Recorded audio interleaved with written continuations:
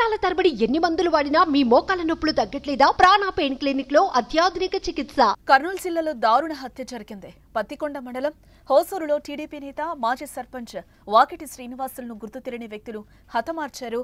బహిర్భూమికి వెళ్లిన శ్రీనివాసులు కళ్లలో కారం చల్లి కిరాతకంగా చంపారు. ఈ ఘటనలో అతడు అక్కడికక్కడే చనిపోయారు. శ్రీనివాసులు ఎమ్మెల్యే కేఎస్ శ్యాంబాబుకి అనుచరుడిగా ఉన్నట్టుగా తెలుస్తోంది. అసెంబ్లీ ఎన్నికల్లో ఈయన కీలకంగా వ్యవహరించారని స్థానికులు చెబుతున్నారు. దీంతో శ్రీనివాసులు హత్య స్థానికంగా తీవ్ర ఉద్రిక్తత పరిస్థితులకు దారితీసినట్లుగా తెలుస్తోంది. వైసీపీ నేతలే హత్య చేశారని టీడీపీ ఆరోపిస్తోంది. ఎన్నికల్లో టీడీపీ తరపున కీలకంగా పనిచేశాడనే కక్షతో శ్రీనివాసుల కళలోకి కారం కొట్టి కిరాతకంగా హతమార్చారని నారా లోకేష్ ఆగ్రహం వ్యక్తం చేశారు. ప్రజాక్షేత్రంలో తిరస్కారానికి గురైనప్పటికీ జగన్ అంటుకో తమ పాత పంథాను మార్చుకోకుండా ఇటువంటి దురాగతాలకు పాల్పడుతోందని మండిపడ్డారు. తెలుగుదేశం శ్రేణుల సహనాన్ని చేతగానితనంగా భావిస్తూ ఇటువంటి దుశ్చర్యలకు పాల్పడే వారిపై ప్రజాప్రభుత్వం కఠినంగా వ్యవహరిస్తోందని హెచ్చరించారు. టీడీపీ ఎమ్మెల్యే కేఈ శ్యాంబాబు కూడా అక్కడికి చేరుకుని వాకిటి శ్రీను కుటుంబ సభ్యులను పరామర్శించారు. హత్య ఘటనకు దారితీసిన పరిస్థితుల గురించి డీఎస్పీ శ్రీనివాసరెడ్డితో మాట్లాడారు.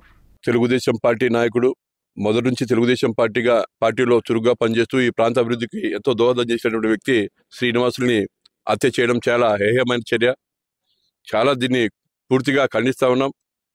మరి ఇటువంటి హత్యలు మరి ఎందుకు చేస్తూ ఉన్నారు, మరి ఏ రకంగా హత్యలు చేసి పబ్బం గడపాలని చెప్పేసి కొందరు ప్రయత్నం చేస్తూ ఉన్నారు. చాలా బాధాకరం.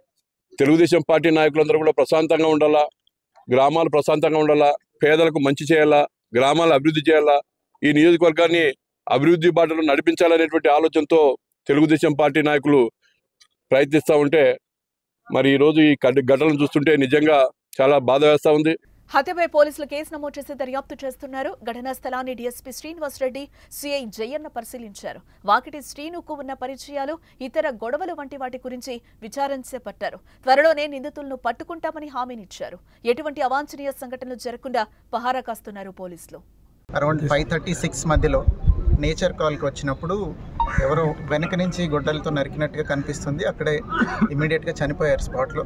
చంపిన తర్వాత ఆ సీన్లో కారం జల్లడం జరిగింది. వెంటనే ఇక్కడికి సిఐ గారు, డిఎస్పీ గారు వచ్చారు. అట్లనే క్లూస్ టీం కూడా వచ్చి క్లూస్ కలెక్ట్ చేయడం జరిగింది. క్రైమ్ సీన్ని సెక్యూర్ చేసి నేను కూడా విజిట్ చేసి చూశాను. 3-4 యాంగిల్స్లో వెరిఫై చేస్తున్నాము ఎట్లా జరిగింది అని. ఆల్రెడీ కొన్ని క్లూస్ ఉన్నాయి. బై ఈవినింగ్ దీన్ని మోస్ట్లీ డిటెక్ట్ చేస్తాం. టీడీపీ ప్రభుత్వం అధికారంలోకి వచ్చాక వైసీపీ శ్రేణులపై టీడీపీ దాడులు చేస్తోందని, భారీగా హత్యలు జరిగాయని జగన్మోహన్ రెడ్డి తీవ్ర ఆరోపణలు చేయడంతో పాటు ఢిల్లీ వేదికగా కూడా ఆయన నిరసనలు చేపట్టారు. అయితే తాజాగా టీడీపీ నేత దారుణ హత్యకు గురవ్వటం, వైసీపీయే ఆ హత్య చేసిందని ఆరోపణలు రావటం రాజకీయంగా వేడెక్కిందని చెప్పుకోవచ్చు.